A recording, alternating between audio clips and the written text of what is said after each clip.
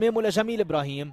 عبد الله مغربي بيتقدم، بيتابع عبد الله مغربي، بيمرر لجان باليكي. حلوه كثير التمريره، حسن كوراني والاستلام، التمريره لعبد الله مغربي والتسديده.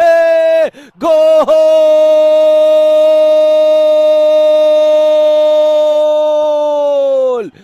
جول جول جول جول جول جول جول جول جول. الهدف الاول للنجمه، الهدف الاول للنجمه. حلوه كتير التمريرات، والاحلى كانت انطلاقته لعبد الله مغربي. باي طريقه زاد الظهير الايمن لقلب منطقه الجزاء. بالاعاده جان مرر الكره، حسن كوراني والتمريره عبد الله مغربي هو الظهير، لكن بعد التمريره زاد لداخل منطقه الجزاء وتسدد الكره. تخلصت بالمره الاولى. بالاعاده شوفوا عبد الله مغربي، شوفوا كيف زاد عبد الله مغربي، كيف عطى حل حسن كوراني. التسديده خلصها القائم الايمن، وجان بيتابع الكره داخل الشباك. الهدف الاول لفريق النجمه بهالمباراه، وهدفه الاول للمهاجم الكونغولي مع فريق النجمه عم يتقدم 1-0. مجهود كبير من عبد الله مغربي.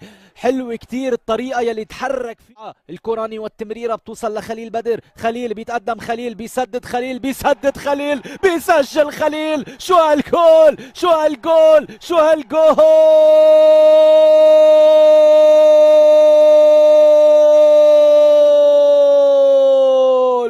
يا خليل بدر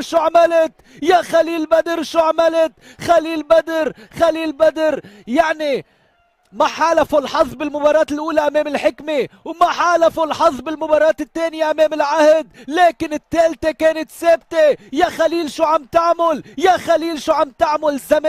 زمان ما شفنا هيدا النوع من الأهداف وهيدا التسديدات. خليل بدر ما بيمزح. التسديد القوية هزت شباكه لأحمد كعور، والنجمة عم يتقدم 2-0. شو هالنجمة وشو هالخليل بدر، مصدر الخطورة النجموية على الجهة اليسرى. خليل بدر عم بيكون حاضر هالمرة من خلال التسديد البعيد والتسديد